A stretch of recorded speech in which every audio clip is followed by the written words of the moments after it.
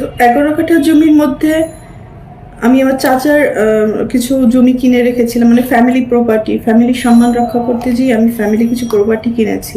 পরিবারের কথা আজকে আমাকে পাবলিকলি বলতে হচ্ছে।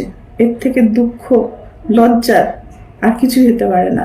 আজকে যাদেরকে আমি এই দুই হাতে ছোটবেলার থেকে লালন পালন করেছি, যাদেরকে আমি মানুষ করেছি আমার জীবনের অনেকগুলো সময়, সুন্দর একটা সময়, প্রতিটা মানুষের একটা সুন্দর সময় থাকে নিজের জীবন উপভোগ করার সময়, সেই সময়টা আমি তাদের জন্য ব্যয় করেছি।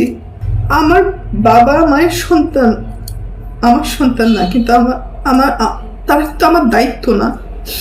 তারপরেও আমি আমার ভাই বোনদেরকে নিজের সন্তান হিসেবে লালন পালন করেছি, দায়িত্ব পালন করেছি।